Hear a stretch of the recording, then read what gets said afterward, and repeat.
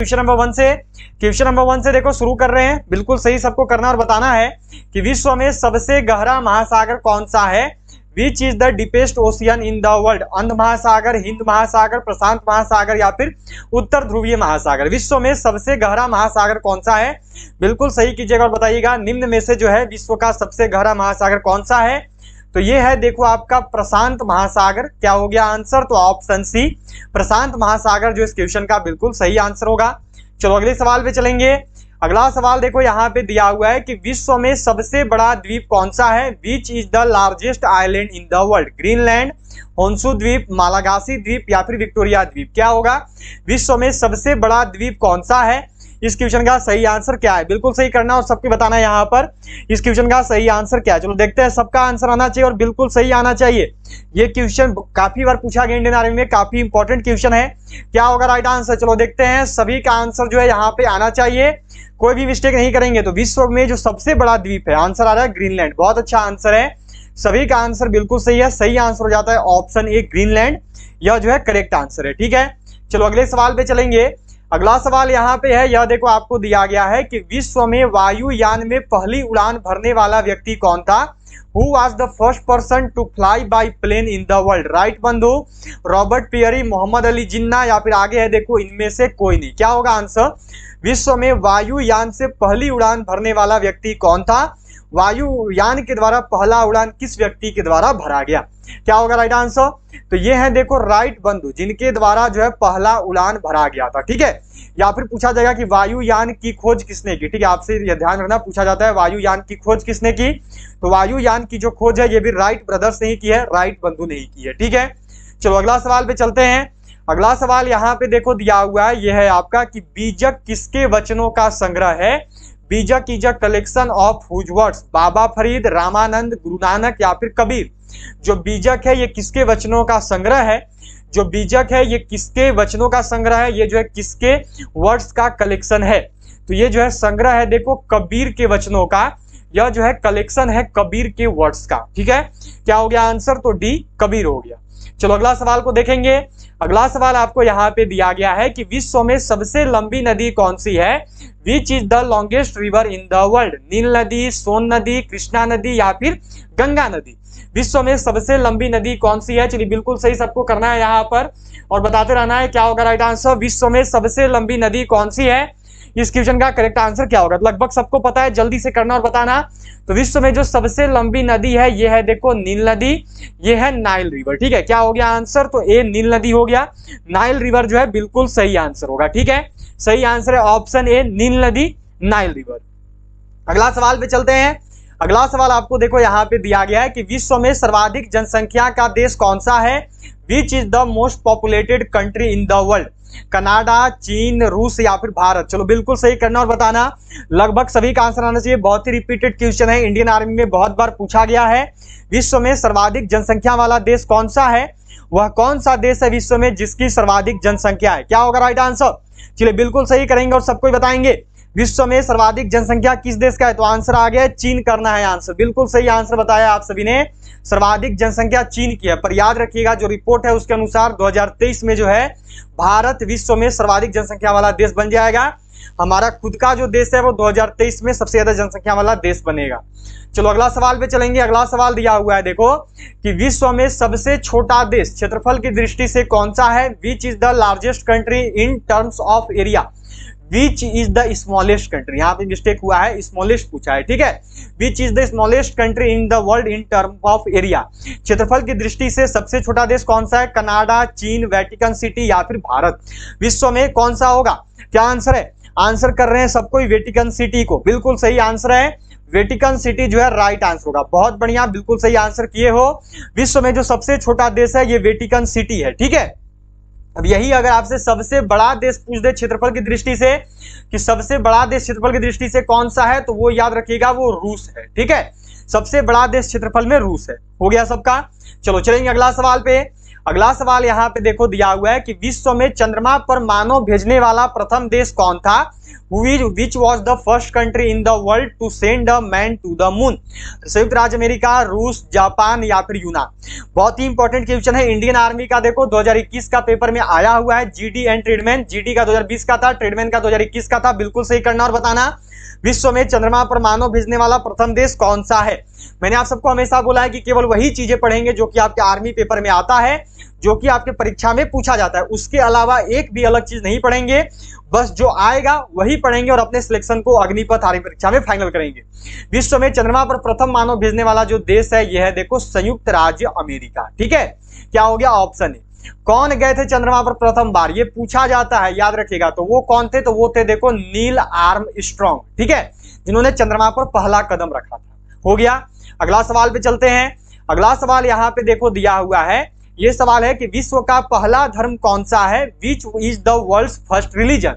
जैन धर्म, बौद्ध धर्म, सनातन धर्म या फिर सिख धर्म। विश्व का पहला धर्म कौन सा है? निम्न में से वह कौन सा धर्म है जो कि विश्व में सबसे पहले आया? इस क्वेश्चन का सही आंसर क्या होगा? चलिए देखते हैं क्या करते हो आंसर। बिल्कुल सही करना और बताना विश्व का पहला धर्म, विश्व में प्रथम धर्म कौन सा हुआ? तो राइट आंसर याद रखिएगा वो सनातन धर्म है, जिसको कि अब हिंदू धर्म भी कहीं कहीं पे लिखा जाता है। सनातन धर्म जो हिंदू धर्म है ये विश्व का सबसे पुराना और सबसे पहला धर्म है। ठीक है, चलिए अगला सवाल पे चलेंगे। अगला सवाल यहाँ पे दिया हुआ है देखो कि विश्व में सबसे छोटी पक्षी कौन सी है? Which is the smallest bird in the world? Humming bird, Rajhans, flamingo या फिर डी में है इनमें से कोई नहीं। सबसे बड़ा पक्षी कौन सा है? चलो सबसे छोटा पक्षी बताना है। निम्न में से वह कौन सा पक्षी है जो कि सबसे छोटा पक्षी है? पृथ्वी पर उपस्थित सबसे छोटा पक्षी कौन सा? इस क्वेश्चन का सही आंसर क्या होगा? तो पृथ्वी पर उपस्थित जो सबसे छोटा पक्षी है यह है देखो हमिंग बर्ड। ठीक है, सबसे छोटा पक्षी हो गया हमिंग बर्ड। अगर यही आपसे पूछ दे कि पृथ्वी पर सबसे बड़ा पक्षी कौन सा है तो क्या करोगे? चलो देखते हैं क्या आंसर बता रहे हो। चलो करो और बताओ जरा कि विश्व में सबसे बड़ा पक्षी कौन सा है। ध्यान रखना दोनों पूछा है, सबसे छोटा में हमिंग बर्ड हो गया, छोटा पक्षी भी पूछा है पृथ्वी पर और सबसे बड़ा पक्षी भी पूछा है। तो छोटा पक्षी हमिंग बर्ड हो गया। अब बताना है बड़ा पक्षी कौन सा है। तो बड़ा पक्षी में बहुत अच्छा आंसर सबको किए हो, कौन सा है? तो वो शुतुरमुर्ग है। जी हाँ, शुतुरमुर्ग जिसको इंग्लिश में ऑस्ट्रिच लिखते हैं, यह जो है विश्व का सबसे बड़ा पक्षी है, पृथ्वी का सबसे बड़ा पक्षी है और सबसे छोटा पक्षी होता है हमिंग बर्ड। ठीक है, नेक्स्ट क्वेश्चन पे चलते हैं। अगला सवाल दिया हुआ है, देखिए पूछा हुआ सवाल है, याद रखिएगा 28 मार्च 2021 का पेपर में आया था। अंतरराष्ट्रीय महिला दिवस कब मनाया जाता है? When is international women's day celebrated? 7 March, 8 March, 9 March या फिर 10 मार्च? अंतरराष्ट्रीय महिला दिवस कब मनाते हैं?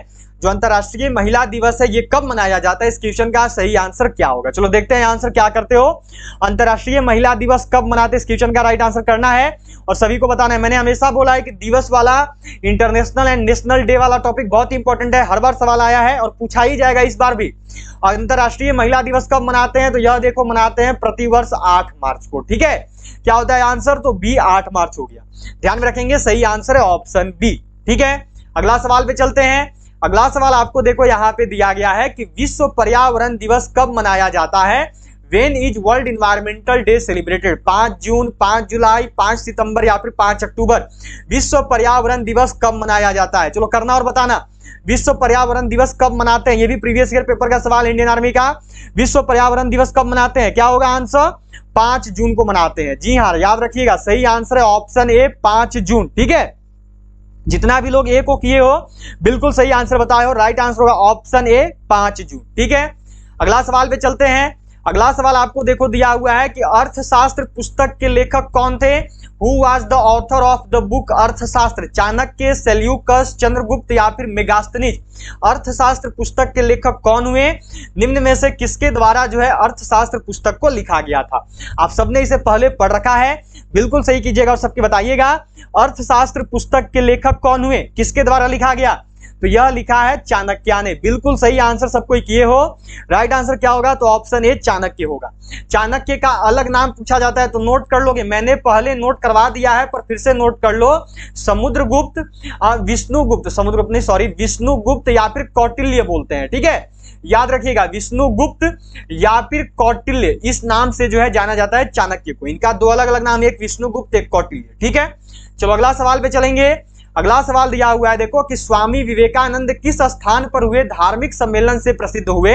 Where did Swami Vivekananda become famous from the religious conference held? London, Paris, Chicago या फिर बर्लिन? क्या होगा आंसर? सभी का आंसर आना चाहिए, बिल्कुल सही कीजिएगा और सबके बताइएगा स्वामी विवेकानंद जो है किस स्थान पर हुए धार्मिक सम्मेलन से प्रसिद्ध हुए हैं? इस क्वेश्चन का सही आंसर क्या होगा? कुछ दिन पहले मैंने नोट करवाया था आप सबको। अगर पुराना क्लास अच्छे से अटेंड कर रहे हो तो किसी को भी दिक्कत नहीं होगा, और इसलिए मैं बोल रहा हूं कि सारा क्लास अटेंड किया करो, ठीक है? कोई भी क्लास ऐसा मत जाने दो जो कि आप लोग मिस करो, सारा क्लास अटेंड करो। स्वामी विवेकानंद किस स्थान पर हुए धार्मिक सम्मेलन से प्रसिद्ध हुए? तो यह देखो हुए हैं शिकागो के धार्मिक सम्मेलन से। क्या होता है आंसर? तो सी, शिकागो होता है, ठीक है? चलो अगला सवाल पे चलेंगे। अगला सवाल है देखो यहाँ पे 15 नंबर सवाल है, हमारा राष्ट्रीय गीत वंदे मातरम कहां से संकलित है? Where is our national song Vande Mataram compiled? Chitra, Godan, Dakghar या फिर आनंद मठ? क्या होगा? चलिए देखते हैं आंसर आपका क्या आता है। जीके का 15 नंबर सवाल है, इसके बाद आपका जीएस का 15 क्वेश्चन रहेगा। 16 नंबर सवाल से जीएस शुरू हो जाएगा सेक्शन बी से, वो 15-30 तक चलेगा। हमारा राष्ट्रीय गीत वंदे मातरम कहां से संकलित है? तो यह देखो संकलित है आनंद मठ से, ठीक है? आनंद मठ की रचना किसने की? चलिए देखते हैं, बताइए जरा आनंद मठ की रचना किसने की? अभी आंसर करना और बताना, अभी नाम लिखोगे और बताओगे। चलो कमेंट बॉक्स में नाम लिखो, कमेंट करो जल्दी से लाइव चैट में, क्या आंसर होगा? आनंद मठ की रचना किसने की है? तो उन्होंने ही वंदे मातरम की भी रचना करी होगी, तो इसलिए बताइए जल्दी से आनंद मठ की रचना किसने की? तो आनंद मठ की जो रचना है यह देखो किसके द्वारा की गई है? क्या आंसर होगा? तो यह बिल्कुल सही आंसर सब कुछ बताए हो, जो बंकिम चंद्र चटर्जी हैं, इनके द्वारा जो है आनंद मठ की रचना की गई। और जो बंकिम चंद्र चटर्जी हैं, इन्होंने ही हमारा राष्ट्रीय गीत वंदे मातरम लिखा है, ठीक है? 16 नंबर सवाल से आपका साइंस शुरू होगा। साइंस का क्वेश्चन नंबर 1, 16 नंबर सवाल है आपका कि इलेक्ट्रॉन त्यागने की प्रवृत्ति कहलाती है? Tendency to lose electrons is called? ऑक्सीकरण, अवकरण, उत्प्रेरण या फिर अभिप्रेरण? इलेक्ट्रॉन त्यागने की प्रवृत्ति क्या कहलाती है? वह ऐसा क्या है जिसमें इलेक्ट्रॉन को त्यागा जाता है, उसको क्या बोलते हैं? तो इलेक्ट्रॉन त्यागने का जो प्रकृति है उसको देखो ऑक्सीकरण कहते हैं। क्या कहते हैं? तो ऑक्सीकरण कहते हैं। क्या हो गया आंसर? तो ऑप्शन ए हो गया, ठीक है? सभी का यहाँ पे ध्यान में रखना, इस क्वेश्चन का सही आंसर क्या हो जाएगा? ऑप्शन ए हो गया, ठीक है? क्लियर है सबका? यहाँ पे किसी को भी जो है देखो दिक्कत नहीं होगी, सभी को जो है यहाँ पे देखो क्लियर हो गया होगा, ठीक है? सभी को जो है यहाँ पे क्लियर हो गया होगा, किसी को भी दिक्कत नहीं है, सभी का क्लियर है? चलिए ठीक है, सबका क्लियर हो गया, बहुत बढ़िया।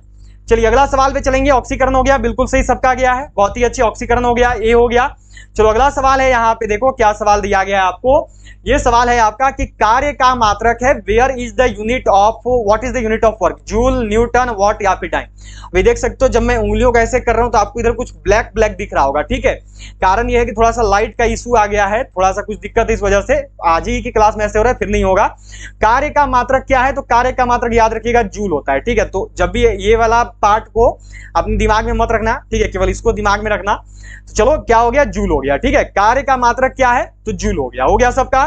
चलो अगला सवाल पे चलेंगे। अगला सवाल देखो दिया हुआ है कि पृथ्वी का पलायन वेग है, what is the escape velocity of the earth? इतना इंपॉर्टेंट सवाल है कि बोल नहीं पाऊंगा, बहुत बार इंडियन आर्मी ने पूछा है, समझ सकते हो कि इसका जो है वहां पे डॉक्यूमेंटेशन किया हुआ है इंडियन आर्मी ने, इसका जो है अपने आप इंश्योरेंस कर रखा है कि हर बार का पेपर में इस सवाल को देंगे ही देंगे, चाहे टेक्निकल का दे, चाहे नर्सिंग असिस्टेंट का, ट्रेडमैन का, हर एक ट्रेड में इसको घुमाते रहते हैं, साल दर साल बदलते रहते हैं। बहुत ही इंपॉर्टेंट है, बहुत बार पूछा गया है। क्या आंसर कर रहे हो? चलो देखते हैं। पृथ्वी का पलायन वेग कितना होता है? क्या होगा सही आंसर? पृथ्वी का पलायन वेग कितना होता है? तो 11.2 किलोमीटर पर सेकंड। बहुत अच्छा आंसर, सही है लगभग का, 11.2 किलोमीटर पर सेकंड होता है, ठीक है? चलो अगला सवाल पे चलते हैं। अगला सवाल दिया हुआ है देखो कि वाहन पीछे से आने वाली वस्तुओं को देखने के लिए किसका प्रयोग करते हैं?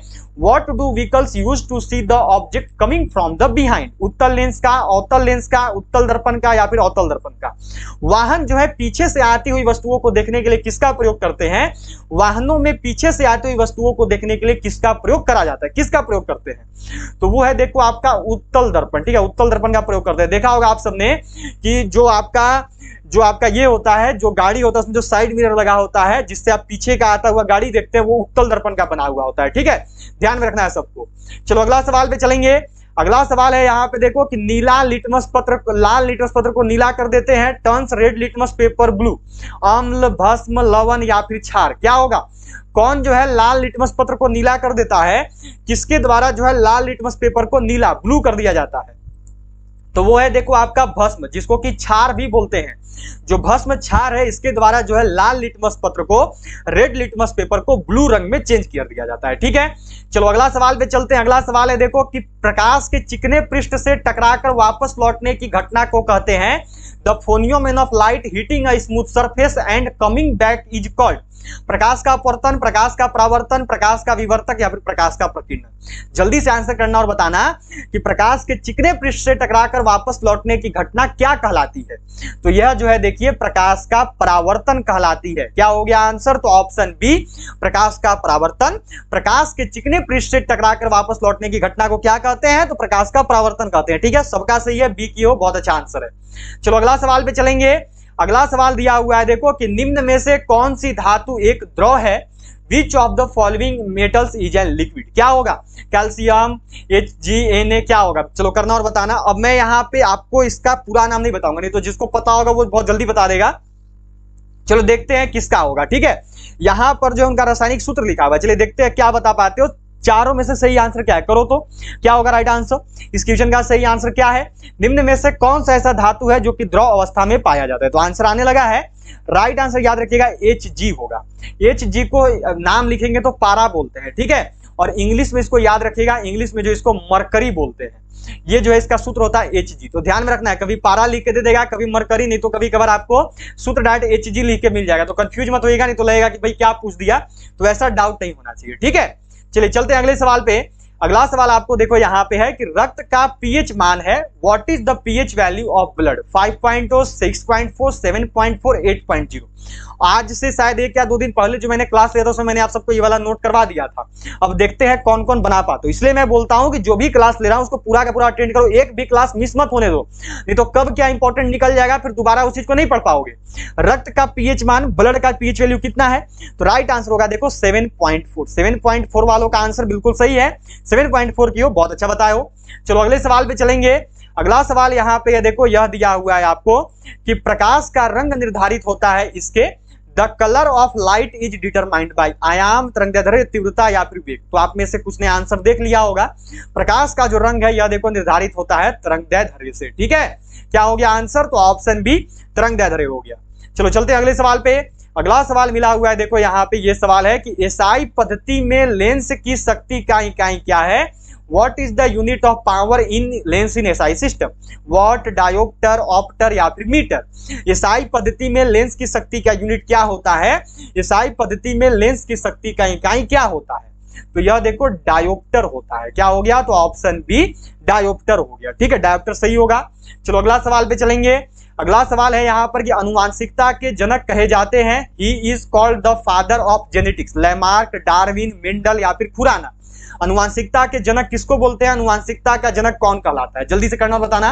अगर अभी तक भी क्लास को लाइक नहीं करो तो किसका इंतजार कर रहे हो? जल्दी सब कोई क्लास को, सेशन को लाइक कर दोगे। जल्दी से सब कोई सेशन को शेयर कर देना अपने सारे दोस्तों में, अपने सारे ग्रुप्स में जो भी इंडियन आर्मी का तैयारी कर रहे हो, अग्निवीर आर्मी परीक्षा निकालना चाहते हो। और अगर आप सबने अभी तक भी चैनल को सब्सक्राइब नहीं किया हो तो जल्दी से सब्सक्राइब करके बेल आइकन को ऑल पर सेट कर देना, ताकि जो भी क्लास हो उसका अपडेट आप तक सबसे पहले पहुंचे और आप भी अपने अग्निवीर आर्मी परीक्षा में खुद का सिलेक्शन को फाइनल कर पाओ। अनुवांशिकता का जनक देखो मेंडल को बोलते हैं। बहुत बार ये क्वेश्चन इंडियन आर्मी ने किया है। मैं अब जो हूं ना, जब आपका रनिंग ये सब हो जाएगा तो मैं आपको प्रीवियस ईयर पेपर बनवा दूंगा पीछे का सारा, तो देख लेना। ये सब सवाल बहुत बार पूछा गया इंडियन आर्मी में, तब आप लोग कहोगे कि हाँ कहते थे और आया हुआ है। चलो अगला सवाल पे चलेंगे। अगला सवाल मिला हुआ है देखो, यहाँ पे क्या सवाल है आपका? देखो ये पूछा हुआ सवाल इंडियन आर्मी का 2021 का जीडी का पेपर का सवाल है। बिल्कुल सही करना और बताना। पीलिया किसके संक्रमण के कारण होता है? Jaundice is caused due to infection of मस्तिष्क, यकृत, वृक्क या प्लीहा।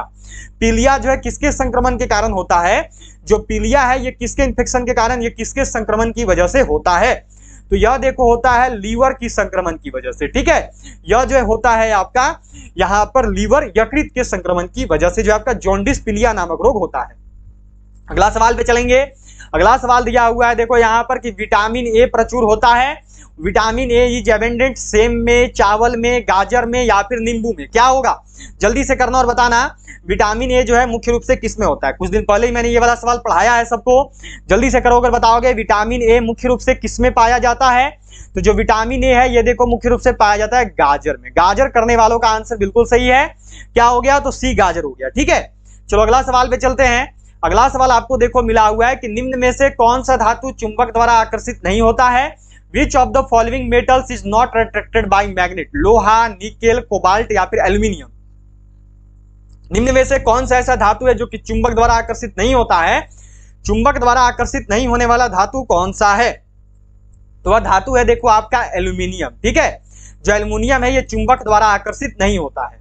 अब आज का अंतिम क्वेश्चन है आपका 30 नंबर सवाल साइंस सेक्शन का। इसके बाद आपका मैथ शुरू हो जाएगा।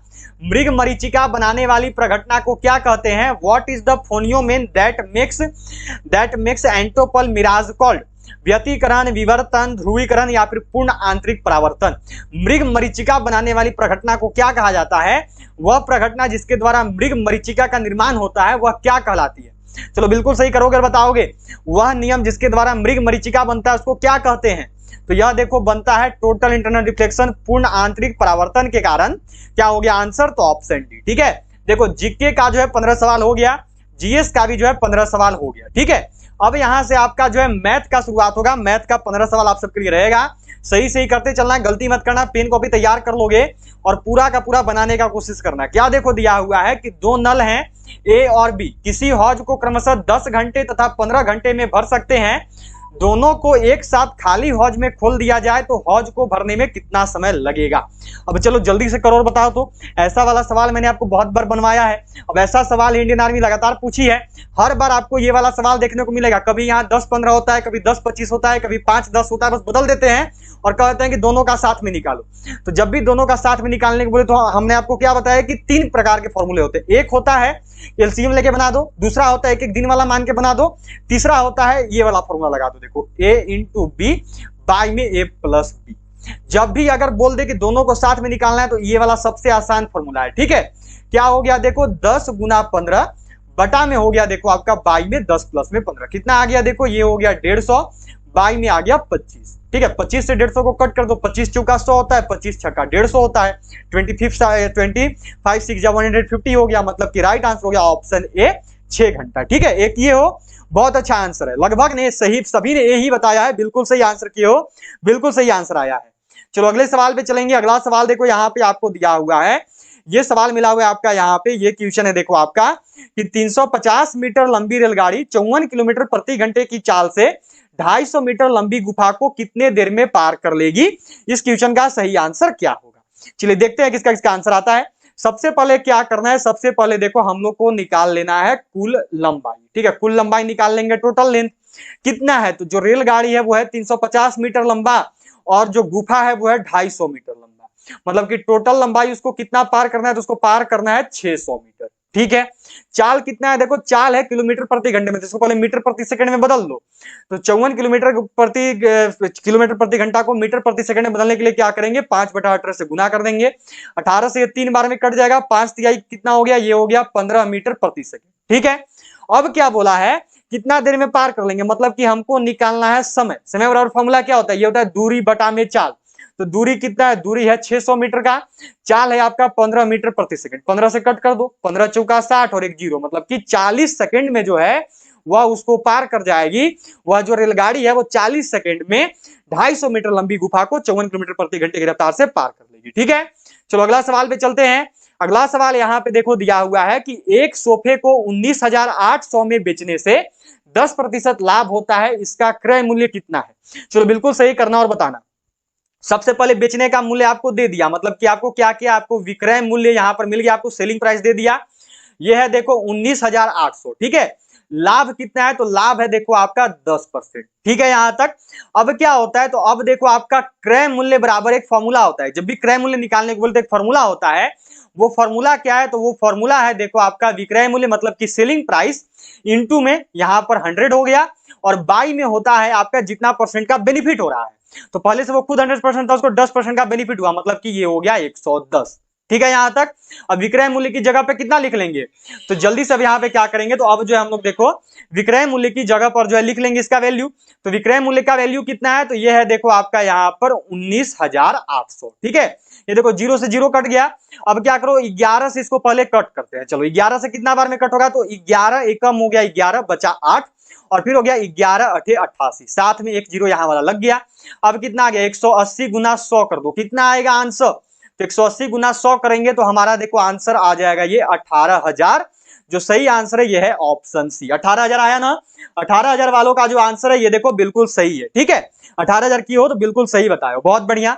देखो मैथ इतना आसानी से बनाएंगे कि आपको कोई दिक्कत नहीं होगा, सबको को समझ में आएगा, इतना आसानी से पूरा का पूरा मैथ सोल्व कर दिया जाएगा। तो इसलिए मैथ को आराम से बनाते चलना है भाई, किसी को भी दिक्कत ना हो, ठीक है। क्या दिया हुआ है देखो यहाँ पे आपका P मिला हुआ है, P है आपका देखो 6,000, ठीक है। R दिया हुआ है, R है आपका 6%, आपको T मिला हुआ है समय, ये कितना, ये 8 महीने। याद रखिएगा हमेशा जब भी आपको साधारण ब्याज और मिश्र धन दो चीजें निकालनी है, ऑप्शन में केवल मिश्र धन है तो मिश्र धन वाला बता देना एनुअल अमाउंट, साधारण ब्याज मत बताना, ठीक है। इसका आंसर करना मिश्र धन कितना आएगा। तो अब देखो यहाँ पे आपको टी हमेशा वर्ष में होता है, तो ये महीने में लिखा है, इसको वर्ष में बदलने के लिए क्या करेंगे, 12 से भाग देंगे, क्योंकि एक वर्ष में 12 महीने होते हैं।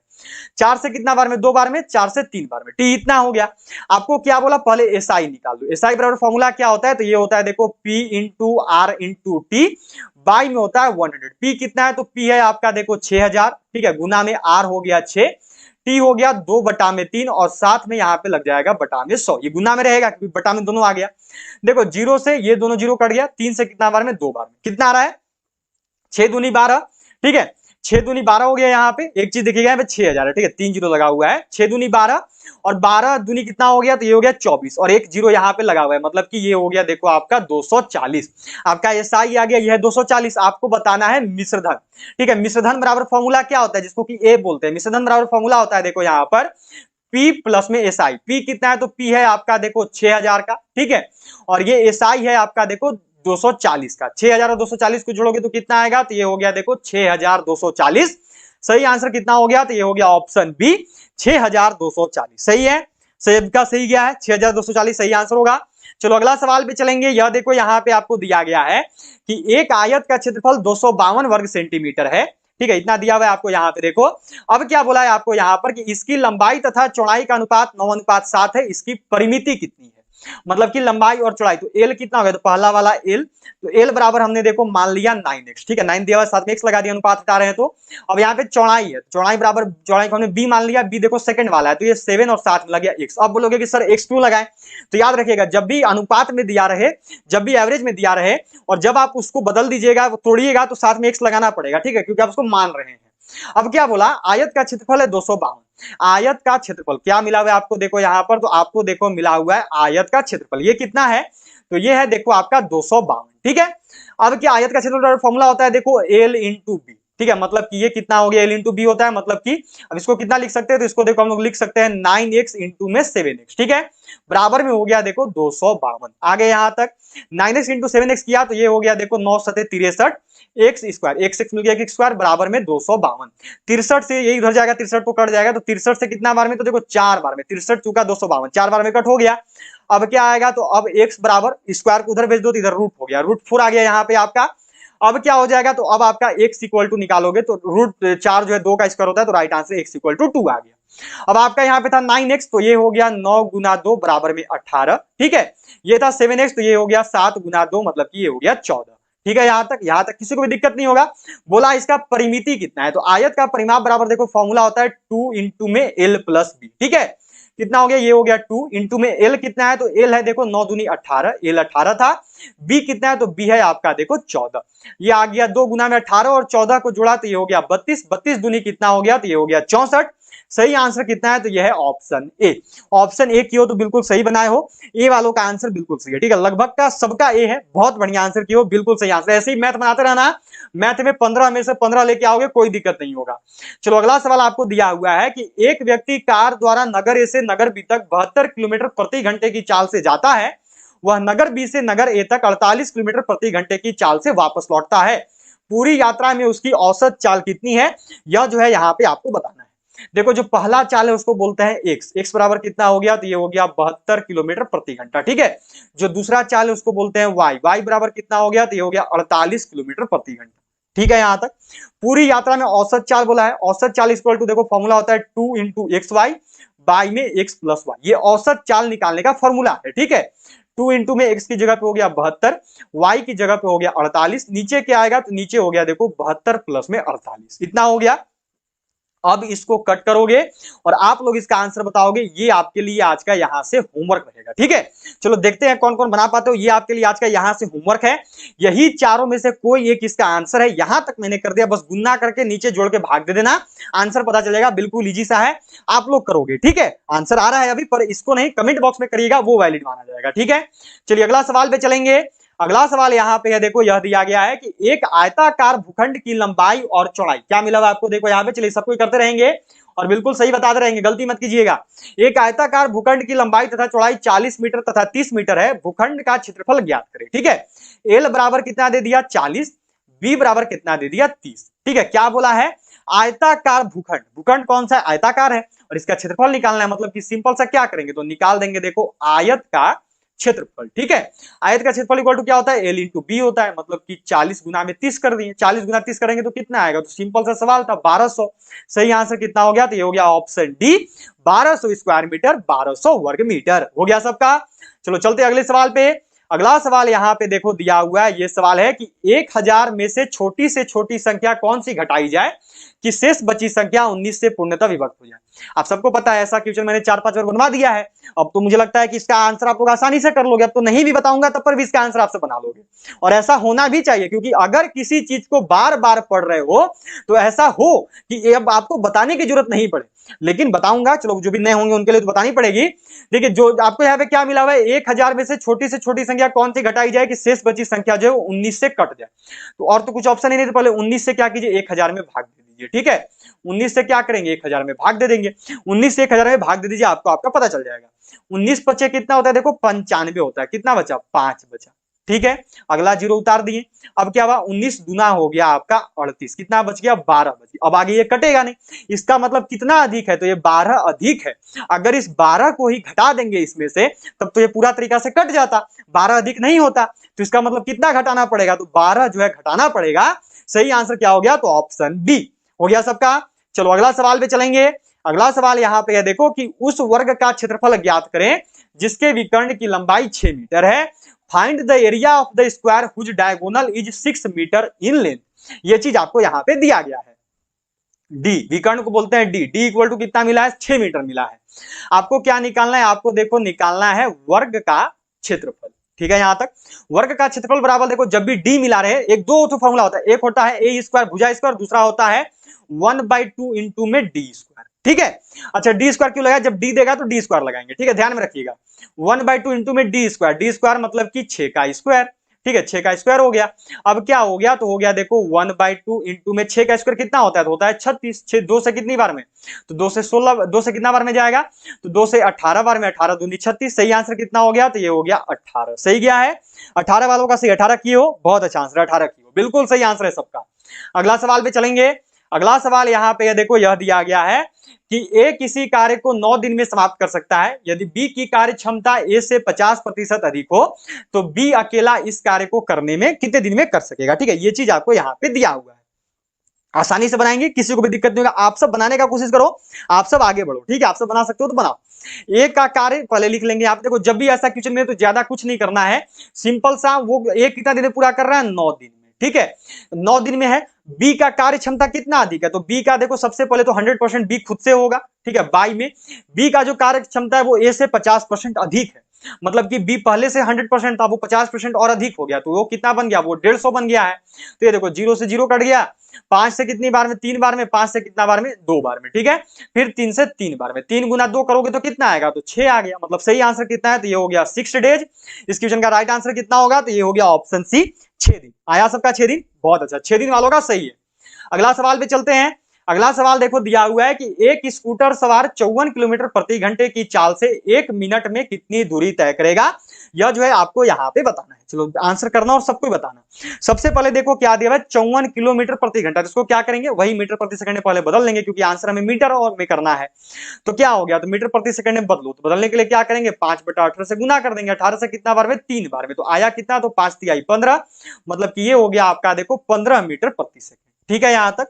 अब देखो क्या होगा, ये 15 मीटर प्रति सेकंड है, मतलब कि 1 सेकंड में कितना जा रहा है, 15 मीटर जा रहा है, ठीक है। देखो प्रति सेकंड मतलब कि 1 सेकंड में ये जा रहा है 15 मीटर, ठीक है। यहां तक आपको कितना बोला है, 1 मिनट में। तो 1 मिनट में कितना सेकंड होता है, तो 1 मिनट में आपका जो है 1 मिनट में निकालना है, तो 1 मिनट में कितना होता है 60 सेकंड होता है। तो सिंपल सा क्या करेंगे 60 गुना 15 कर देंगे, 15 छक्का कितना हो गया 90 होता है, साथ में लगा हुआ है 1 जीरो, मतलब कि सही आंसर हो गया 900 मीटर। यह जो है बिल्कुल सही आंसर होगा, ठीक है 900 मीटर करेक्ट आंसर है, सही आंसर हो गया ऑप्शन सी, सी वालों का सही है, ठीक है। अगला सवाल पे चलते हैं। अगला सवाल आपको देखिए यहाँ पे दिया गया है, ये सवाल है, ये सवाल देखो यहाँ पे मिला हुआ है, ये सवाल है देखो कि दो संख्याएं 2:3 के अनुपात में है, इनका गुणनफल 96 है, तो उनका योगफल कितना होगा, ये आपको यहाँ पे बताना है। तो हम लोग क्या कर लेंगे, हम लोग देखो लिख लेंगे माना संख्या, क्या होगा अनुपात में, तो मैंने बोला अनुपात हटाओगे तो x लगा देना है, तो वो हो गया, एक हो गया 2x, एक हो गया 3x, ठीक है। बोला इनका गुणनफल 96 है, मतलब कि 2x इंटू में 3x, 2 इंटू में 3x, इनका गुणनफल हो गया कितना है, तो 96, 96 है। कितना आ गया, ये 3 दूनी 6 x स्क्वायर हो गया, ये हो गया 96, 6 से 96, 6 उधर जाएगा, गुना में तो उधर भाग में जाएगा, तो यहीं से कट कर देते हैं। 6 से जो 96, ये देखो 16 बार में 16 6 96 होता है। अब x इक्वल टू स्क्वायर इधर जाएगा तो रूट में, तो ये 16 हो गया अंडर रूट में 16। अब रूट में 16 उसको जब तोड़ोगे तो कितना, तो 4 का स्क्वायर होता है, तो ये हो गया 4, ठीक है। x का वैल्यू कितना आ गया, तो ये 4 आ गया। अब क्या बोला, इनका योगफल कितना है, ठीक है। तो सिंपल सा पहले यहाँ पे कर लो, ये 2x था, मतलब कि ये कितना हो गया, तो ये देखो हो गया 2 गुना 4, तो ये 8 आ गया। ये 3x था, तो ये हो गया 3 गुना 4, मतलब ये 12 आ गया। अब इनका योगफल बोला है, तो सिंपल सा सबको पता चल गया, क्या कर देंगे योगफल मतलब कि 8 + 12, तो ये कितना हो गया, ये 20 हो गया। सही आंसर कितना है, तो ये है ऑप्शन बी 20, 20 20 किए हो, 20 वालों का आंसर सही है, 20 वालों का आंसर बिल्कुल सही है, ठीक है 20 बिल्कुल सही आंसर होगा। अगला सवाल पे चलते हैं। अगला सवाल आपको देखिए यहाँ पे दिया गया है, ये सवाल है आपका यहाँ पर, नेक्स्ट क्वेश्चन है आपका कि यदि 25 आदमी किसी कार्य को 27 घंटे में समाप्त कर सकते हैं, तो 15 आदमी इस कार्य को कितने समय में समाप्त कर सकेंगे, यह जो है आपको यहाँ पे बताना है। चलो जल्दी से करना और बताना। देखो पहला फॉर्मूला तो आप सब जानते हैं, क्या होता है m1 इंटू d1 या फिर t1, तो यहाँ पे समय घंटा बोला तो टाइम, तो t1 हो गया, इक्वल टू में आ गया देखो m2 इंटू t2। m1 कितना है, तो m1 पहला वाला m1 होता है, ये 25 हो गया। t1 पहला वाला t1 बोलते हैं, तो गुना में 27 हो गया। बराबर में कितना है, तो 15 आदमी, तो ये पहला दूसरा वाला m2 हो गया, m2 कितना है, तो ये है 15। t2 आपको नहीं पता है, समय निकालना है, कितना समय में समाप्त करेगा t2 आपको निकालना है। अब क्या करो, इस 15 को इधर भेज दो, तो ये कितना हो गया, ये हो गया देखो 25 गुना 27 बटा में 15 बराबर में आ गया t2। क्या करेंगे देखो 5 से 3 बार में, 5 से 5 बार में, ठीक है 3 से कितना बार में, 9 बार में, तो 9 5 कितना आ गया, तो ये आ गया 45, मतलब कि सही आंसर है आपका 45। इस क्वेश्चन का जो सही आंसर होगा ये हो गया ऑप्शन डी 45 45, ठीक है। डी वालों का आंसर बिल्कुल सही है, डी की हो, बहुत अच्छा, सबका आंसर सही है, बिल्कुल सही आंसर है। मैं बोल रहा हूं ऐसे ही करोगे ना तो कोई दिक्कत नहीं होगा, सेम मैच सवाल इंडियन आर्मी पूछती है, ऐसा सवाल इंडियन आर्मी हमेशा पूछती है, तो अगर इतना अच्छा तैयारी रहा तो कोई दिक्कत नहीं, ऐसे ही मैथ बना देना, 15 में से 15 मैथ में लेके आ जाओगे। रीजनिंग तो वैसे भी आप लोग 5 में से 5 कर ही रहे हो, और बाकी दोपहर 1 बजे 0 टू हीरो बैच चल ही रहा है, उसमें से जिक्की जिस कैसे भी 30 में से 25 कर ही दोगे, हो गया सिलेक्शन, और कितना सही करना है। चलो आगे दिया हुआ है देखो, a ratio b equal to 2:3, b ratio c equal to 5:7, तो a ratio c equal to what, इसका राइट आंसर क्या होगा। क्या दिया देखो, a बटा b बराबर में है 2/3, b बटा c बराबर में है 5/3, इसको निकालना है a रेशियो c, तो फॉर्मूला क्या होता है, ये होता है a बाई बी इंटू में b बाई सी, कर दो तो क्या हो गया, तो ये हो गया देखो 2/3 गुना में आ गया ये 5/3, ठीक है। यहां तक कितना आ गया, 5 दूनी 10 और 3 तिहाई 9, ये देखो b से b कट गया, ठीक है, ये आ गया a बटा सी। अब a बटा सी का मतलब क्या है, तो ये हो गया a ratio c equal to में आपका राइट आंसर हो गया 10:9 और 10:, 1 मिनट, ये यहाँ पे देखो थोड़ी सी मिस्टेक हुई, यहाँ पे 7 है, ठीक है, यहाँ पे c 7 है, सॉरी मैंने 3 लिख दिया था, यहाँ पे c 7 है, मुझसे मिस्टेक हुई है, c की जगह पे 7, ठीक है 7 था, तो कितना आ गया, तो 7 21 हो जाएगा, 21 हो जाएगा यहाँ पे। तो अब जहाँ पे मैंने 9 लिखा था वहां पे आप लोग 21 लिख दो, सही आंसर कितना हो गया, तो ये हो गया ऑप्शन ए 10:21, ठीक है, हो गया सबका। चलो अगला सवाल पे चलेंगे। ये क्वेश्चन देखो सही से नहीं बन पाया, इसको हम लोग नहीं करेंगे, ठीक है, ये क्वेश्चन सही से नहीं बनाया, मैथ का 14 सवाल था आज आपका। अगले सवाल पे चलेंगे, यहां से आपका देखो रीजनिंग शुरू हो रहा है, ठीक है, सब कुछ सही कीजिएगा। देखिए जीके का 15 क्वेश्चन था, जीएस का भी 15 क्वेश्चन था, मैथ का जो है आपका देखो 14 सवाल था, ठीक है, 5 क्वेश्चन आपका रीजनिंग का रहेगा, सब कुछ बिल्कुल सही करेंगे और बताएंगे। असंगत और बेमेल शब्द बताइए, दिसंबर, फरवरी, मार्च या फिर जुलाई, इनमें से कौन सा ऐसा है जो कि असंगत है, जो कि बेमेल है। इस क्वेश्चन का सही आंसर क्या होगा, बिल्कुल सही करना और सबको बताना है, ठीक है, सभी कोई बिल्कुल सही कीजिएगा। असंगत और बेमेल, दिसंबर, फरवरी, मार्च, जुलाई। तो देखो दिसंबर, मार्च और जुलाई, इन तीनों में क्या होता है, तीनों में 31 दिन का महीना होता है, लेकिन जो फरवरी है इसमें 28 दिन या 29 दिन का महीना होता है, तो ये अलग हो गया। सही आंसर क्या है, तो ऑप्शन बी फरवरी, ये जो है अलग है, ठीक है। अगला सवाल पे चलते हैं। अगला सवाल आपको देखिए यहाँ पे मिला हुआ है, ये सवाल है, क्या सवाल आपको दिया हुआ है कि एक फोटोग्राफ में एक व्यक्ति की ओर इशारा करते हुए रमन ने कहा, वह मेरे भाई की बहन की मां की एकमात्र बेटी है। रमन का उस व्यक्ति से क्या संबंध है? चलो देखते हैं क्या होगा। क्या बोला कि वह मेरी भाई की बहन। चलो कैसे बोला, ध्यान से देखना पड़े। यहाँ पे एक व्यक्ति को इशारा करते हुए यहां पर उसने कहा है, ठीक है, एक व्यक्ति या फिर एक महिला। अब आपको सिलेक्ट करना है उसने किसको कहा, ठीक है, एक व्यक्ति या फिर महिला, उस व्यक्ति या महिला से उसका क्या संबंध है। क्या बोला है, देखो कि वह मेरे भाई की बहन, क्या बोला है, ध्यान से देखना यहां पर कि वह मेरे भाई की बहन की मां की एकमात्र बेटी। ध्यान से देखोगे तो वो अपनी बहन के बारे में ही बता रहा है। कैसे? क्योंकि वह क्या बोला, तो वह जो है मेरी भाई, मतलब कि एक व्यक्ति की ओर इशारा करते हुए रमन क्या बोल रहा है कि वह मेरी भाई, ठीक है, मतलब कि रमन का जो भाई है उसकी बहन की मां, उसकी बहन की मां मतलब कि रमन की भाई की बहन तो उसकी खुद की बहन, उसकी बहन की मां मतलब उसकी खुद की मां, और मां की एकमात्र बेटी, मां की एक ही बेटी है तो फिर उसकी वो कौन लगी, वो बहन ही लगी। घूम फिर के बाद उसकी बहन पे ही आ गया। तो सही आंसर हो गया ऑप्शन डी, सिस्टर। ठीक है, जिन्होंने भी सिस्टर किया है बिल्कुल सही बताया हो, सही आंसर सिस्टर होगा। अगला सवाल पे चलेंगे। अगला सवाल है, विषम को अलग कीजिए, separate the odd one out. Maharashtra, Chennai, Kerala या पंजाब, इनमें से विषम बताना है, इनमें से जो आपको अलग बताना है। विषम कौन सा है, इनमें से अलग कौन सा है। Separate the odd one from this, क्या होगा, देखो महाराष्ट्र, केरल और पंजाब ये तीनों क्या है, तो ये तीनों जो है ना राज्य है। महाराष्ट्र, केरल और पंजाब ये तीनों राज्य है, लेकिन जो चेन्नई है राजधानी है तमिलनाडु की, तो ये अलग हो गई। सही आंसर हो गया ऑप्शन बी, चेन्नई। ठीक है, अगला सवाल पे चलते हैं। अगला सवाल आपको देखिए दिया हुआ है, सादृश्यता युग्मों को पूरा करें। बैंक धन तो transport what, complete the analogy पे आओ। Bank money, transport what. जिस प्रकार बैंक में धन होता है उसी प्रकार ट्रांसपोर्ट में क्या होता है, माल, रोड, ट्रैफिक या फिर गति। क्या होगा, बिल्कुल सही करना और बताना। जिस प्रकार देखो बैंक में धन होता है उसी प्रकार ट्रांसपोर्ट में क्या होता है, तो जिस प्रकार बैंक में धन रखा हुआ होता है उसी प्रकार जो ट्रांसपोर्ट है उसमें माल, उसमें जो है गुड्स रखे हुए होते हैं। क्या हो गया आंसर, तो ऑप्शन ए। ठीक है, अब आज का अंतिम सवाल है, देखते हैं किसका इसका सही होता है।